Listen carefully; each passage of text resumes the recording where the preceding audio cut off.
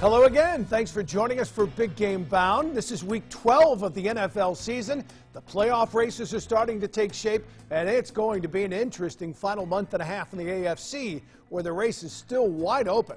I'm Jack Doles, and coming up on Big Game Bound, we'll start with our big shout-outs. Who wins the NFC and AFC Players of the Week? Halleck breaks down the playoff races and reveals his latest top five. The big matchups we'll preview: Packers 49ers, Panthers Saints, and Texans versus the Colts. And Bob Harris will help you set up your fantasy football teams. First up, the Players of the Week in the NFC, Dallas Cowboys quarterback Dak Prescott. He threw for 444 yards and 3 touchdowns, and the Cowboys win in Detroit. Prescott is putting his name in the middle of the MVP conversation. The AFC Offensive Player of the Week is Bills quarterback Josh Allen. He threw for 3 touchdowns, ran for another in the Bills' rout of Miami. Buffalo is 7-3. The AFC Defensive Player of the Week is Raiders rookie defensive lineman Max Crosby. He recorded 4 sacks and he forced a fumble, and the Raiders win over the winless Bengals. The NFC Defensive Player of the Week is Rams All-Pro Aaron Donald. He was a one-man wrecking crew against the Bears, 4 tackles, 2 sacks, and he helped keep the Rams' slim playoff hopes alive. Let's bring in Ty Halleck now for What the Halleck. Ty played 7 seasons in the National Football League with the Lions, the Jaguars, and the Bears, and he is our analyst. Ty, Patriots improved to 9-1, and after the game, Tom Brady sounded like a guy who was the quarterback of a 1-9 team. What does that say about him? Well, I think what it really says is he's an ultra competitor. I mean, no different than when he was in college and kind of took over the reins at Michigan, all the way through his opportunity with the New England Patriots and stepping into it. He's always had a high standard. I mean, everybody he talks to and the way he presents himself on the football field, you can't be an ultra competitor doing what he's doing, especially at his age. He's taking care of his body well. He wants to win, but his standard isn't just to win. Remember, this is a guy who almost went 20-0. So, I mean, when you've already got 1 loss and you don't feel like you're on all cylinders, it probably sounds odd to people, but welcome to one of those unique people we have every generation of football. Is he still elite? I don't know if he's elite, but he's still pretty darn good. I mean, he's got an arm to make the throws. He's not probably as nimble as he once was, and he might not throw as well, but he knows that offense so well and what that high level of execution is. I think that also stands as part of why he said what he said after the game. Raiders are only a half game behind the Chiefs right now, Ty. They play the Jets this week and then the Chiefs on Thanksgiving weekend. Can they win the West? I think they can. I think it's an uphill battle, especially with Mahomes coming back, showing he's ready. They were down in Mexico recently. I think, you know, he's just an elite quarterback. He is one of those guys that makes a difference and will make it against them. Now, the one thing is, though, what Gruden's got, in my opinion, is he's got a running game and he's got his defense playing all right. So I think he has some elements there, and I think he's got Carr really tapping into some of his best football. So I think there's an opportunity. You certainly get the Jets first, and then you get Kansas City. But when they get Kansas City, they're going to have to be at the top of their game, particularly now that Mahomes is back. All right, Todd, the Bills are sitting there at 7-3. They hold the first wild card. Second wild card's there at 6-4. So right now, there's a lot of teams still in there. Who do you expect to win? Who could surprise us? Well, when I look at it, I think the Buffalo Bills are in a decent position, but they're winning now. The question becomes that 6-4 team behind them is the Houston Texans, and they have a quarterback that's playing very well. They got receivers, they got defense, etc. To me, of all the teams that you look at that are kind of in that second tier, Oakland, Pittsburgh, Tennessee, Cleveland, all those that are right behind Houston, I think Oakland and Pittsburgh are the ones to me that can surprise, and that's who I'd be most worried about if I was the Buffalo Bills, but certainly Houston has that ability as well. All right, NFC right now, you've got 2 wild card teams with 8 wins, the Vikings and the Seahawks. Can anybody else squeak into there right now, or does that look pretty much cemented? Well, your LA Rams, the Eagles, Carolina, and the Bears, I think they're all down too far, especially this late in the season with 8 wins and 2 solid football teams. Seattle and Minnesota both right now have very good quarterback play, regardless of how it started, and they've got good, solid defensive teams as well. They're making plays. I like both of those. I think the NFC more than the AFC is completely set, in my opinion, at this point, which isn't always typical. Any changes to your top 5 this week? Nope, I'm heading back. When you look at the top 5 and kind of where they've been, The New Orleans Saints still are very, very good. I think the Seattle Seahawks, Baltimore Ravens, really, to me, you might be able to bump up, but it's hard to do that with New England's win. San Francisco, still a good young football team. I think they ultimately may not be the best. They've played the best up to this point, and I do like their young talent, what Shanahan's doing. New England Patriots look at number 2. Again, you can make this argument between them, Baltimore, and San Francisco is probably the hardest part. And you might even, in this top 5, be able to flip-flop Seattle and the New Orleans Saints. So it hasn't changed in a week because now it's starting to get dialed in. I think the playoffs are starting to show themselves, and these certainly are the top 5 teams playing football. But right outside of that, Minnesota's playing really good, and Seattle Seahawks, in my opinion, 2 NFC teams that could creep in there at some point. Yeah, and after what the Ravens just did to Deshaun Watson and the Texans, I would not want to play them right now. Absolutely not. That encompassed with Lamar Jackson, unreal. One of the biggest games for Week 12 is set for tonight in Houston, Texas. The Colts and Texans winner takes over first place in the AFC South. Chris Whitlock covers the Colts for CBS 4 in Indianapolis. Chris, a week after losing to the Dolphins, the Colts bounced back and pound on the Jaguars. Was it as simple as having Jacoby Brissett back in the lineup? Well, that was a key. There's no doubt about that. Brian Hoyer had to come in and play the Miami Dolphins, and that didn't work out well at all. Defense played well, the offense struggled, but Brissett brings a lot of confidence to this football team, especially to this offense. And I think the key offensively for the Colts to beat Jacksonville was that offensive line.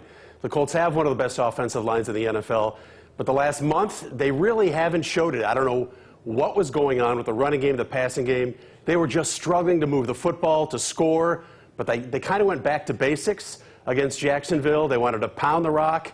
That's how they've been so successful early in the season. Worked again. They ran for over 260 yards. Remarkable. They had 2 running backs top 100 yards, so that's where it worked. The offensive line got things going. The running game was there. That opened up a little bit of the passing game, and the defense was solid too. So all those keys put together really ended up being the Colts probably their top performance all season long. Yeah, Chris, injuries have been a big issue for the Colts this year. Obviously, Luck retired before the season started. Jacoby Brissett just returned from injury. Marlon Mack left Sunday's game with a hand injury, had surgery. How much time do the Colts expect him to miss, and how significant of a loss is this? I think it is significant. I think Marlon Mack has proven to be one of the top 5, maybe top 10 running backs in the NFL. A bit under the radar, but his stats really prove it out that he's one of the key contributors as far as running backs are concerned in the NFL. He's going to miss tonight's game against Houston, which is critical, and I think he's going to miss at least one more game. I don't think they know much further after that. I think we'll see how he responds after the hand surgery to repair that broken bone. But the stats, not great for the Colts when Marlon Mack doesn't play. They're 1 in 5 all time, and when he does play, they rush for about 120 yards. When he doesn't play, it's about 80. So there's about a 40-yard running difference without Marlon Mack in there, and it's going to be running back by committee. Jordan Wilkins, who is out for the Jacksonville game, will play, coming off an ankle, and Jonathan Williams, who ran for 100 yards, really getting his first opportunity as a Colt, will also be there. So it's going to be running back by committee with Houston. But interestingly enough, they used the passing game to beat the Texans earlier this season. They keyed on the run game. Mack was completely shut down, and Brissett proved that he could beat you through the air. He threw for 4 touchdown passes, over 330 yards in his career-high passing game. So the Colts can prove, they have, at least against Houston, that they could beat you on the ground or through the air, and they're going to probably have to do that tonight. They've got a short work week here to prepare for the Texans. Is Brissett healthy enough to play 2 games in 5 days? I think so. We had a chance to talk to him after the win against Jacksonville. He said he felt good. We didn't get a chance to see him early in the week during practice, but we didn't get a chance to visit with him. He looks like he's doing fine. The moves that he made in that game against Jacksonville, I think, proved that that knee is very strong. He had a crazy scramble that he ended up throwing a short touchdown pass to Marcus Johnson, and he ran one in for a touchdown, too. Didn't see any limping, any hobbling. He has a big brace on that one knee, but I think he looks strong enough, and they're going to need a very strong Jacoby Brissett against the Texans tonight. For a Houston perspective, we take you to Texas now. This is Matt Roberts. Matt, the Texans had a big game last week and kind of got their doors blown off by the Ravens. Can they flush this out of their system in time for the Colts? Yeah, I think absolutely they can. You look at what Baltimore has done. They've been doing this to pretty much everybody, including the New England Patriots. Really, maybe not the blowout, but that game certainly was headed for one at one point. So I think that really tells you more about the Ravens than it necessarily does about the Texans. I certainly think that Houston has a lot to build on from that. They played well early, about the first quarter and a half of that game, and then kind of once Baltimore got things going, they really steamrolled them there in the second half. So Houston's got Deshaun Watson. If you got Deshaun Watson, you got a good chance to flush that one and get ready for the next one. And quick turnaround here against the Indianapolis Colts. It's a division rival, so yeah, I think that one should be pretty easy for them to leave in the past. That last game was billed as a battle of MVP candidates. Lamar Jackson shined, Deshaun Watson didn't. What happened to him on Sunday?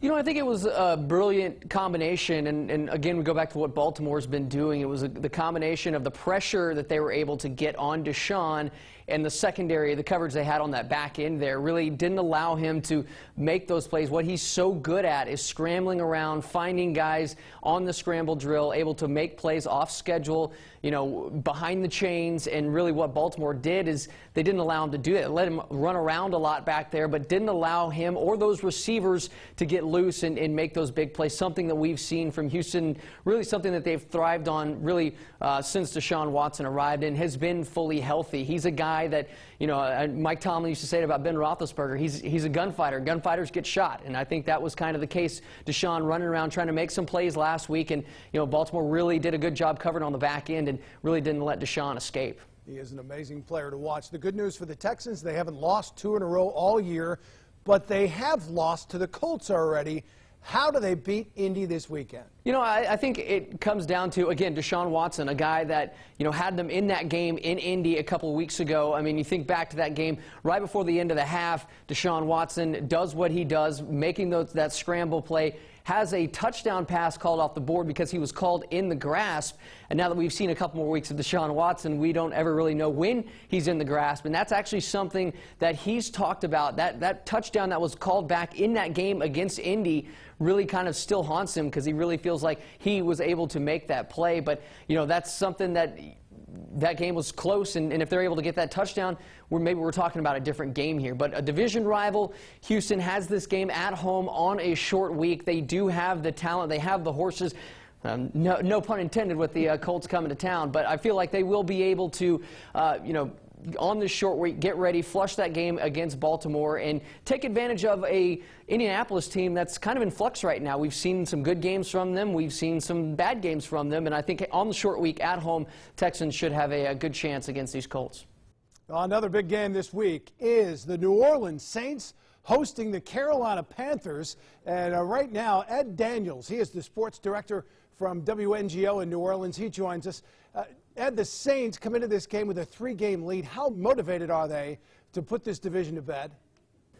Well, I don't know if it's that much motivation to put the division to bed. I think what they're doing is they're chasing the best record in the league because they want home field advantage in the NFC playoffs.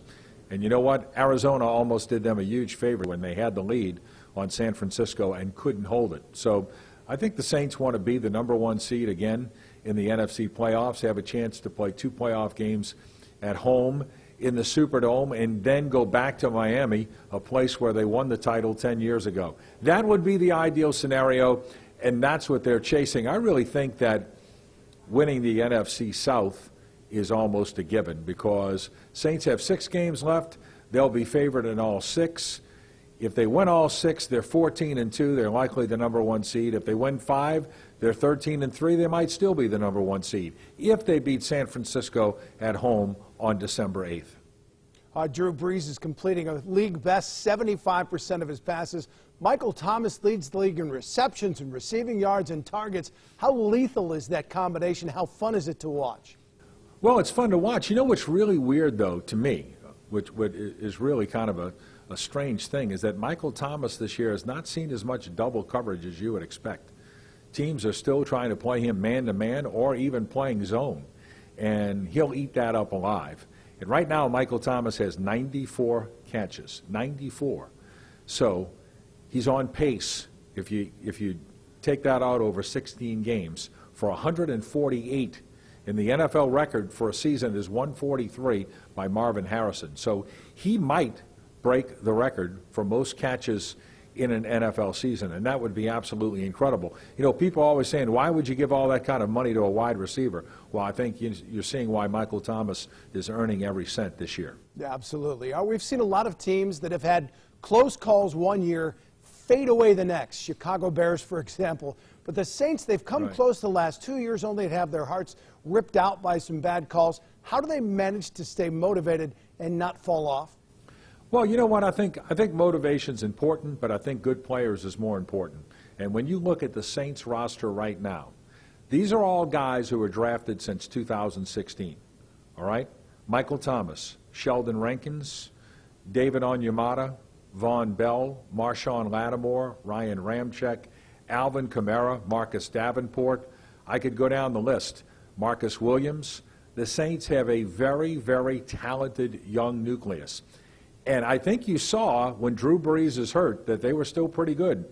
They won all 5 of those games. So to me, the window is still open for the Saints to win without Drew Brees, but to win a Super Bowl, they likely do need Drew Brees in the near future. And I think just having a chance to win one more Super Bowl is gigantic. You know, if you win one Super Bowl, it's great.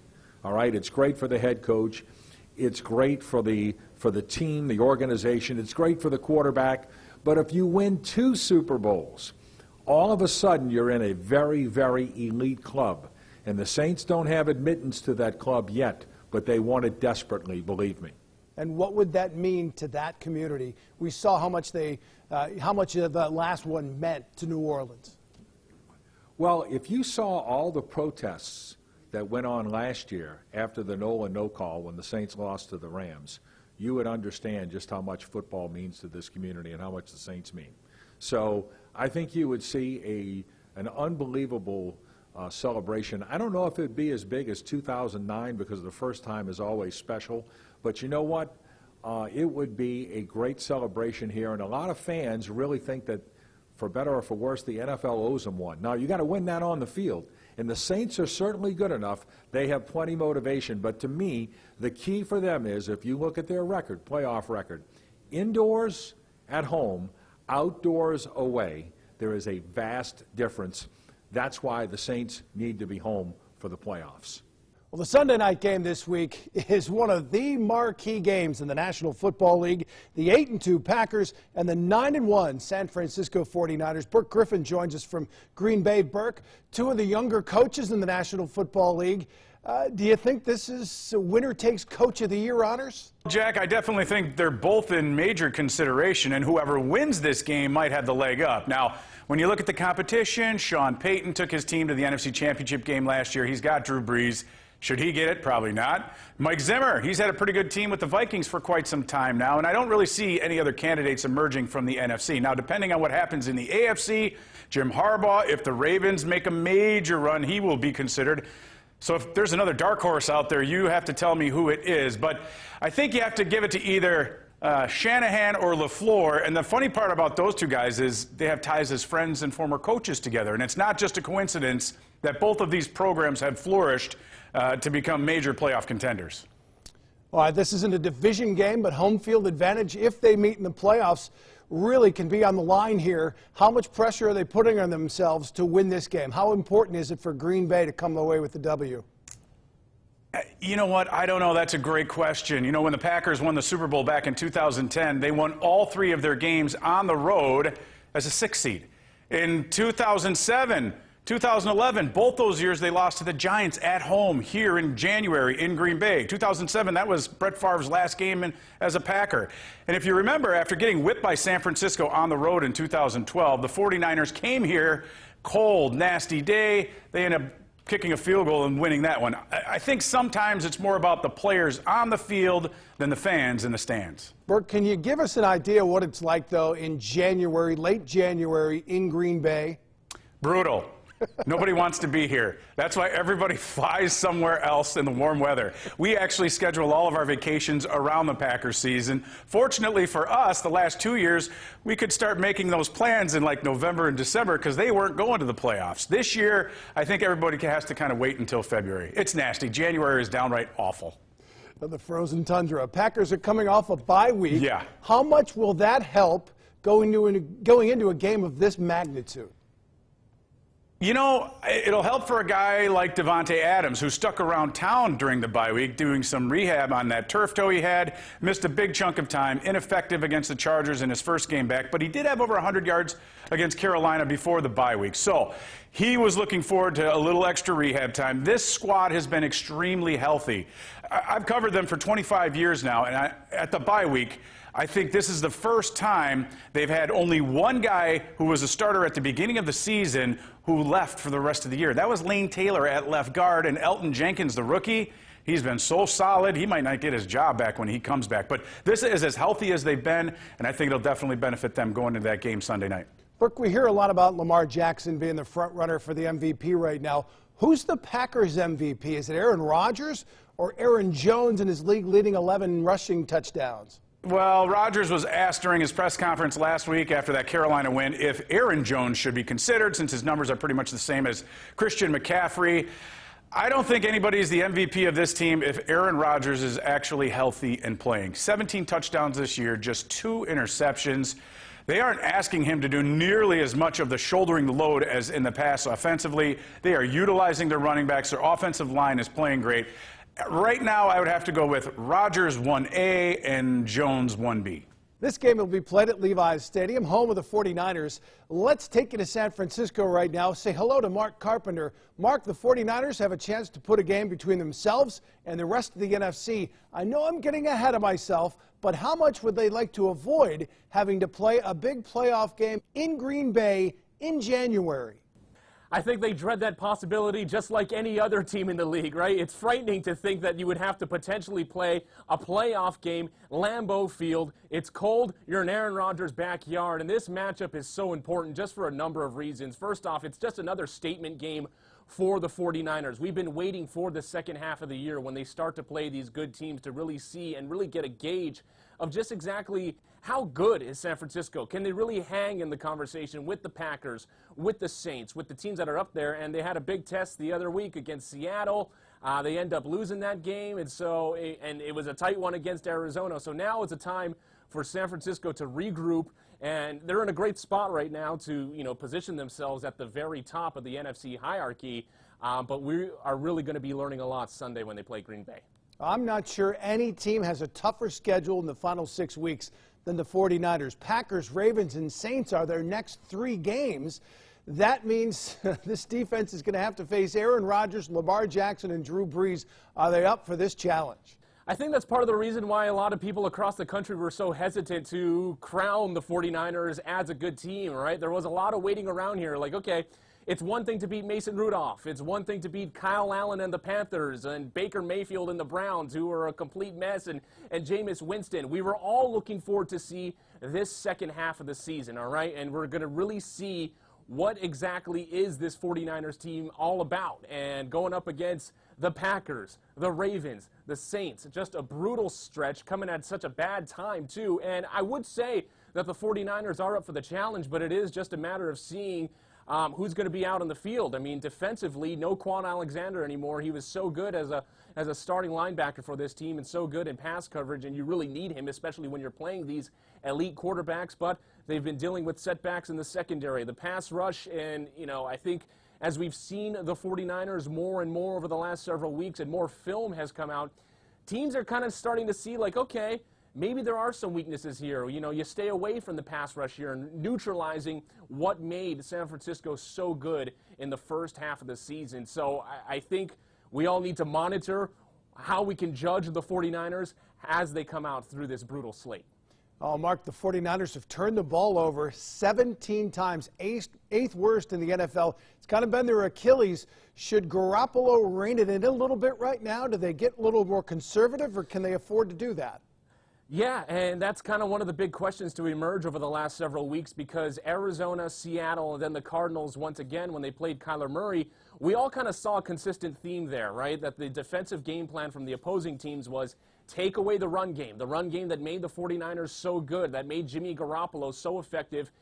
Make it so Jimmy Garoppolo has to beat you, so he's throwing more and more. And that game plan worked to perfection in the Seattle game, because I mean, they took away what they were able to do on the ground, and then against Arizona, the 49ers only had 34 rushing yards. The reason why Jimmy Garoppolo has had career numbers against the Cardinals is because they take away the run game. He's forced to be in a position where he has to throw all the time, so many completions, so many yards, and so I think as we get into a spot where he's throwing more and more, mistakes are going to happen. But I don't see the game plan changing either from defensive teams where they're going to be like, all right, we will take away the run game, and we're going to have to just constantly see how do you react to pressure, how do you react to these types of defenses, and the defenses don't get any easier. Saints, Ravens, and the Packers finally have a defensive attack here, so I also feel we're going to be learning a lot about Jimmy Garoppolo, including the rest of the 49ers. Time to fix your fantasy football team. For that, we call on Bob Harris of Football Diehards each week. Bob joins us. And Bob, it's the home stretch now. Marlon Mack of the Colts broke his hand, had surgery. Who takes his place? It looks like Jonathan Williams. Again, Jordan Wilkins might have normally been the guy, but he's injured as well. Didn't practice Monday, haven't heard Tuesday yet. But for me, I think Williams is going to lead the way. Nyheim Hines becomes a viable flex play as well, kind of already is, but maybe even a little more so in this game, the Texans and Colts or something. I want a piece of every game, especially if T.Y. Hilton's back. Get him in there. He destroys the Texans. But for the running back perspective, Williams is going to be the lead player and just comes off the 100-yard game in relief of Mack. So good hopes there. I'm seeing Randall Cobb on a lot of waiver wires, back-to-back 100-yard receiving performances. Has he found some kind of a chemistry with Dak Prescott? Do you go after him? I don't know if it's as much just chemistry with Prescott as just they were just throwing the ball a heck of a lot. Almost 900 yards passing combined the last 2 weeks for Prescott. I don't think that's the ideal plan for Dallas, but sure, at this point of the season with the attrition, got 4 big teams on bye this week. I think I could play Cobb if I needed to. He's certainly a touchdown threat, especially in standard scoring leagues. So go ahead if you need to, dive in. For owners in keeper leagues, best advice, which long-time keepers are you ready to part with? So this is going to depend on, maybe if you're blowing up your team or you're in the hunt. But if you're looking to blow up the team and maximize your picks, you're going to have to swing big and go with some big names. I think if I'm looking at running backs, I'm looking at Melvin Gordon, a guy whose future is uncertain, right? So maybe you move him based on a big performance as we head down the stretch. Certainly his role has turned into what it was. He'll be playing for someone else next year. You don't know who. Your trade partner won't know who either. But that's kind of the nature of the gamble. You're gambling that it's going to be not as fortuitous a situation as he's in now, and they're gambling on his talent and an anticipated role. Aaron Jones is another guy in Green Bay. It looks like he's going to be stuck in a committee. No reason to believe Matt LaFleur is going to change his timeshare, but what is going to change at some point is the 14 touchdowns Aaron Jones has. That rate can't continue. It's just unrealistic, unsustainable. Sell it if you can. Kareem Hunt's another guy you kind of sell on intrigue. He's in with Cleveland right now. He was one of the best backs in football prior to his incident in Kansas City that forced them to release him. So now he's on a kind of a one-year rental in Cleveland, and he's done just enough to make him super intriguing looking ahead to the next stop. I'd say at wide receiver, I might be willing to part ways with Mike Evans. Look, he's comes up huge, right? I mean, we see it time in and time out, but it's not consistent. Chris Godwin is there. Jamison Winston, a little dicey. Not sure about his future just yet. So if I'm really looking to blow up my team, Mike Evans might be it. If I'm looking to move quarterbacks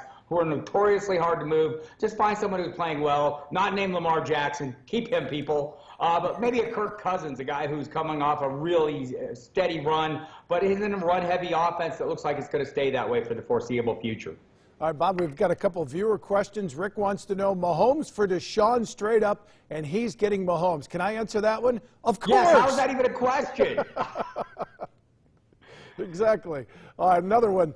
Drop Tyler Boyd for Deebo Samuel. Yeah, look, I mean, and in this, we can broaden this out a little bit and just use it as an instructive moment here. When you have an ascending talent on a good team, you want that guy, right? And Samuel coming off a couple straight 100-yard games. I think his role is pretty well established, even if Emmanuel Sanders comes back at full health, George Kittle. Yeah, they get big target shares, but there's no one else there really cutting into the workload. Samuel is kind of a different piece to that puzzle. He's a tough guy, and I think the 49ers really like him. So, yeah, I'd be looking to do that and move on from an offense that this just is not very good, playing a young quarterback. all these things don't work in his favor. So, yeah, I'm ready to move on. All right, he's Bob Harris. You can catch him on Sirius XM Fantasy Radio from 6 to 8. You can also follow him on footballdiehards.com and on Twitter. Bob, thanks for the help, and we'll see you again next week. That's all the time we have for you on Big Game Bound this week. So many big games, we didn't have time for our big guest, so that'll return next week. A big thanks to our correspondents, Mark Carpenter, Brooke Griffin, Matt Roberts, Ed Daniels, and Chris Whitlock, our analyst, Ty Halleck, and our fantasy football expert, Bob Harris. From our producer, Spencer Whitlock, and our crew in Grand Rapids, I'm Jack Doles. Enjoy one of the biggest weekends in the NFL. We'll see you next week with a new show streaming at 1 o'clock on Wednesday.